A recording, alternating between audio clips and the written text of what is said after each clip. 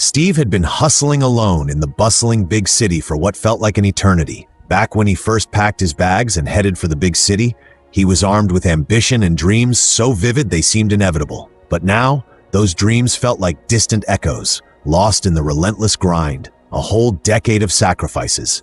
He'd scraped and clawed through a tough-as-nails life, juggling endless bills and nursing the scars of a love story that had crumbled to dust.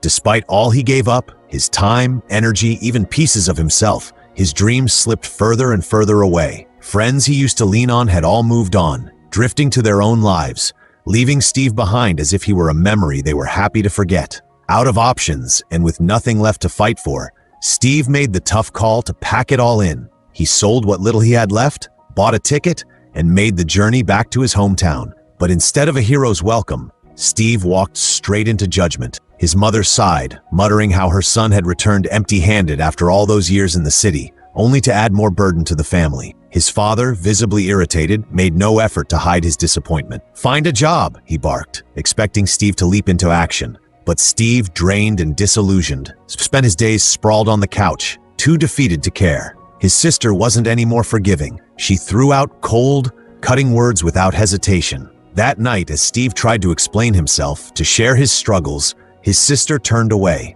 her icy indifference like a slap to his face.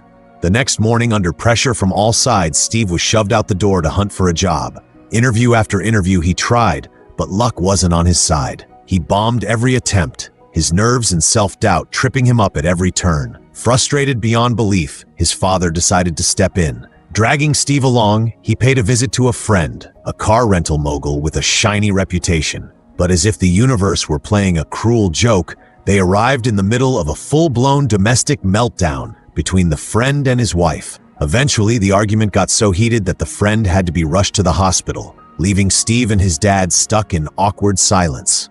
Out of ideas and running out of patience, Steve's father directed him toward a cashier job at a local store. Reluctantly, Steve queued up, but fate wasn't done with its twists. As he stood there, he ran into Jane, his high school's golden girl. Back in the day, Jane was the shining star, the center of attention, everything Steve wasn't. While he had been the quiet guy who stayed on the fringes, she had owned the spotlight. Time had been kind to Jane. She had become a successful TV reporter, making waves and chasing stories.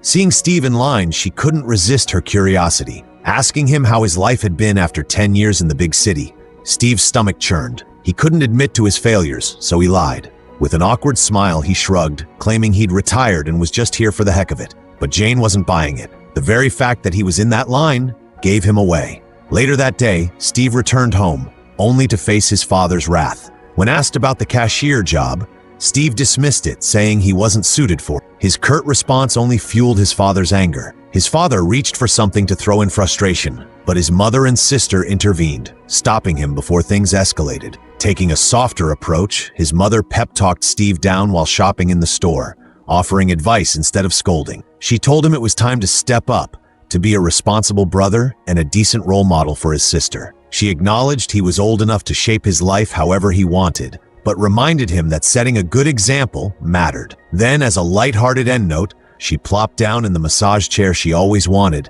and joked about how she'd be grateful if Steve bought her one someday. Before Steve could fully process the day, his phone buzzed. It was Jane, asking to meet. Broke and unsure of how to even get through the day without help, Steve swallowed his pride and borrowed a little cash from his mom. Meeting Jane at a restaurant, they spent time reminiscing about high school. Steve didn't have much to say. His life back then had been uneventful and ordinary. What he didn't realize was that Jane had once seen him differently. Back in school, she'd admired his quiet charm, the way he carried himself with a cool confidence, but those were things in the past. Now, she had her own story, a family, a career, and most recently, a divorce. Sensing an opening, Steve tried to turn on the charm, but Jane stopped him cold. Instead, she laid out her predicament. Her boss at the TV station had tasked her with creating a heart-touching documentary. Initially, Jane had planned to feature a war veteran, but tragedy struck, and her subject passed away before filming began. Scrambling for a new angle, she pitched the idea of documenting Steve's life, a man who went to the city chasing dreams, only to return home empty-handed. Steve was stunned. Not only had his lie been exposed, but Jane was offering him a chance to turn his failures into something meaningful. Memories of high school flooded back. his old notebooks filled with scripts, the dreams he once had of telling stories through film. Encouraged by his mother's discovery of those dusty pages, Steve felt a flicker of hope. It wasn't easy, but he pushed his pride aside. For the sake of his dream, for the chance to create something real, Steve said yes.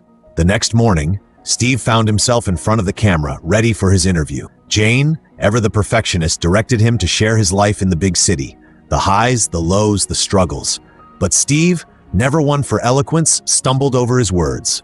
Take after take, Jane tried to coax the story out of him, but his awkwardness proved too much. Frustrated, she eventually gave up on the idea of focusing solely on Steve. Instead, she shifted her lens to his family, hoping to capture a more emotional angle. But that plan backfired spectacularly. To his family, Steve was nothing more than a failed middle-aged man, a disappointment who had returned home empty-handed. Desperate to salvage the project, Jane resorted to staging a scene where Steve handed his mother money, supposedly earned through hard work. In reality, the cash was just a prop, a hollow gesture for the sake of the documentary. Jane's boss wasn't impressed. He tore into her work, dismissing the documentary as nothing more than a dull portrayal of an unemployed man. Knowing this wouldn't work as they imagined, he gave her more time to figure out a new direction. Jane, determined to turn things around, sat down with Steve to brainstorm. She didn't sugarcoat her critique, calling his life uneventful and uninspiring. Steve, knowing it was all true, had no defense.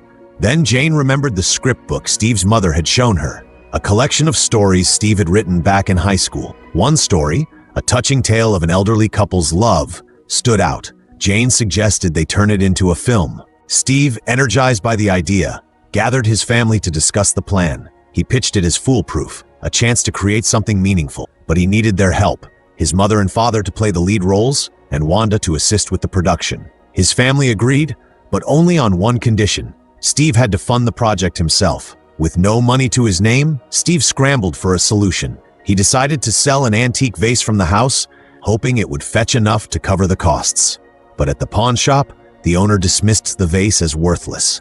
Defeated, Steve took it back home. Seeing her son struggle, Steve's mother stepped in. She handed him a book from the cupboard, and inside, Steve found a wad of cash. It was his mother's savings, offered to him as the capital for his film. With the funds secured, Steve dove into preparations. But there was one major hurdle. His father refused to act, claiming he couldn't perform in front of a camera. Steve was on the verge of giving up when his mother suggested an alternative. She introduced him to Harry, an old friend and a former theater actor with a reputation in the sub-district. Harry, she believed, was perfect for the role. Wasting no time, Steve brought Harry on board, and the shooting began. Despite the tight budget, the production exceeded Steve's expectations. His mother and Wanda embraced the process, enjoying every moment. But challenges cropped up. Technical issues like dead batteries and a camera that refused to cooperate. Then there was Steve's father, whose jealousy over his wife's chemistry with Harry caused tension. At one point, his father even banned filming at home, claiming his acoustic club needed the space for practice. Steve, unwilling to argue, agreed to relocate the shoot. But the new location brought its own problems. As the camera rolled, a security guard interrupted, demanding a permit to use the space. Steve, thinking on his feet, tried to bribe the guard with a cigarette and even offered him a role in the film. Unfortunately, the plan fell flat. Out of options, the team returned home, setting up the shoot on the balcony. But Steve's father, still stewing in jealousy, confronted them. He argued that it was inappropriate for his wife to act alongside another man, especially in intimate scenes. Steve, caught in the crossfire, suggested his father take the lead role if he was so uncomfortable. Ignoring the drama, Steve pressed on, driven by his dream. That night, Steve revised the script, struggling to adapt it to the realities of the shoot. Jane, noticing his frustration, offered to help. Together, they read through the script, their focus shifting from the words to each other. Their gazes met, a moment charged with unspoken emotions. Whether it was admiration or something deeper, neither could say. As the project neared completion, Steve's dream was finally within reach. But behind the scenes, Jane had been recording every moment, capturing the raw, unfiltered reality of the journey. Among the footage was a moment that would haunt Steve forever. The discovery that his mother had passed away. The entire filming process came to an abrupt halt, overtaken by a tragedy far greater than any production. Steve's mother had passed away, her sudden departure delivering a crushing blow to the family. For Steve, it was a loss that left him feeling unmoored. But for his father, the grief was utterly debilitating. He spent days in the funeral home, motionless in his chair, clinging to the impossible hope that his beloved wife would somehow return. Meanwhile, on the other side of town, Jane's documentary about Steve's life was finally complete. Yet instead of feeling pride or relief, she was overwhelmed by guilt. This wasn't the kind of project she had envisioned. Jane resigned from her position, not because she didn't want the promotion, but because she couldn't accept an achievement that had come at the expense of her friend's suffering. To her, the documentary was no longer a piece of work. It was a painful reminder of how she had inadvertently exposed Steve during one of the darkest times in his life. In her eyes, Steve had transformed from just a subject of her story to someone who truly mattered. The guilt of hurting him weighed heavily on her heart. Back at home, Steve and Wanda were stunned when they saw Jane's documentary broadcast on TV. It chronicled everything: the struggles, the heartbreaks, the raw moments that Steve thought had been private. Their family became the talk of the town, but while the attention made Steve uncomfortable, his father seemed fixated on something else entirely. Every night, he watched the documentary over and over again, focusing solely on the scenes where his wife appeared. It was as if those fragments of her presence offered him a small solace amidst the overwhelming grief. For Steve, life felt heavier than ever. The laziness that had once defined his days gave way to an emptiness